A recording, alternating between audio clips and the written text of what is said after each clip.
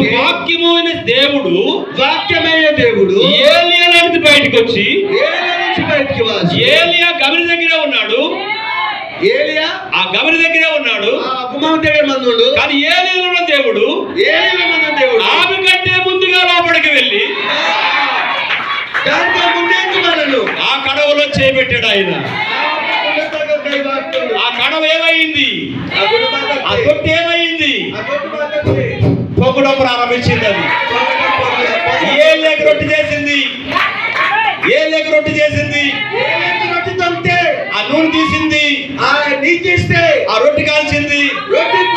ఏలియాకి ఇచ్చింది. ఏలియా మొదటిగా తిన్నాడు.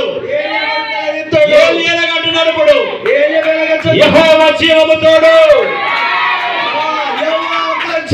యెహోవా జీవముతోడు, నా జీవముతోడు,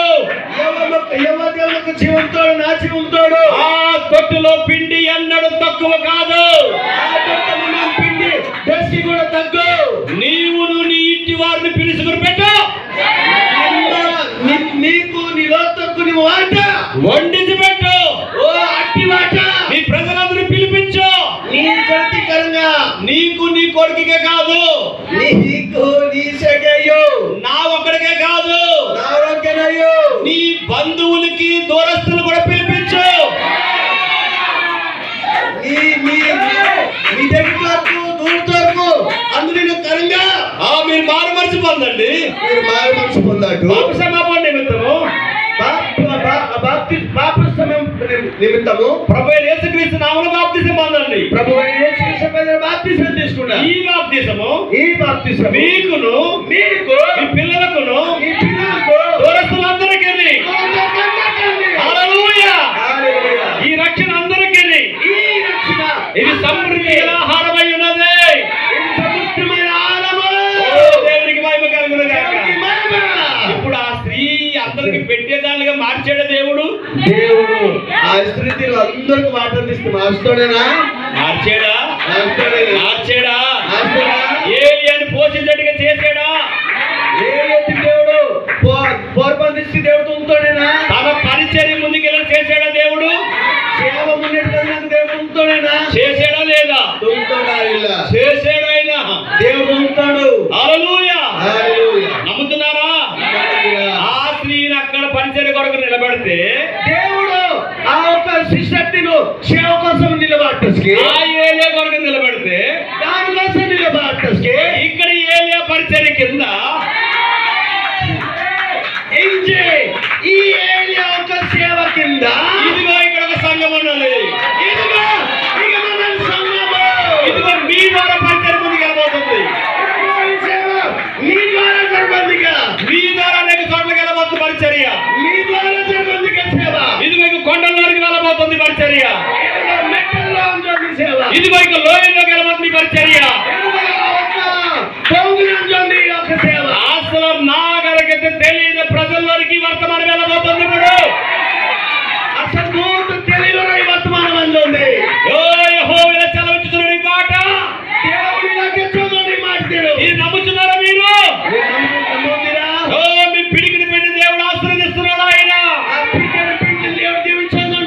మీ కొంచెం నుండి దేవుడు ఆశ్రయిస్తున్నాడు. ఆయన దేవుడు దీవించున్నాడు. మొదటగా దేవుని దగ్గర తీసుకురండి. మొదటిగా దేవుడు తర్వాత మీరు ఈ పరిచర్య కొరకు నిలబడండి. మొదట సేవ కోసం నిలబడు. దేవుని మాటను తీసుకోండి. దేవుని మాట తీసుకున్నా పరిస్థితిని కాదు, పరిస్థితిని అయ్యు, మీ సమస్యలు కాదు, మీ సమస్యలు అయ్యు, మీ ఆర్థిక ఇబ్బందిని కాదు, మీ సమస్యలు కాదు, మీ సమస్య అయ్యో సమస్యను మార్చేస్తాను నేనని చెప్పండి. సమస్యను మార్చేస్తాను నేను. సమస్య మార్చిందని ఈ వర్తమానం నేను ఏమి చెప్పాలనుకోండి తెలుసా? నేను మీలో ఒక విశ్వాసం అనుకోండి. మీలోనే విశ్వాసం. ఇప్పుడు నీతో మీ వర్తమానం పెట్టినాను నేను. ఇప్పుడు నేను ఇలా లేచి చెప్పాలనుకోండి మీ భాషతో. మీ భాషతో నా పాస్టర్ దేవుడు నిన్ను నా కొరకు పంపించాడు.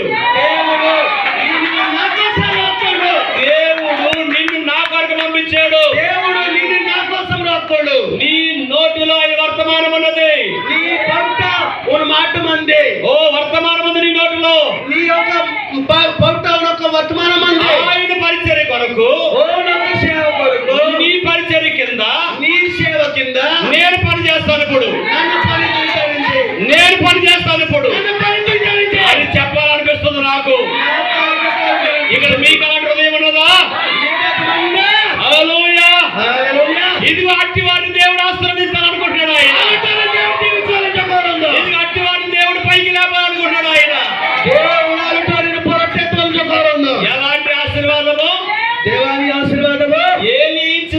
ఆశీర్వాదము భూమి మీద 3.5 సంవత్సరాలు కరువు తీసేంత వరకు మాత్రమే.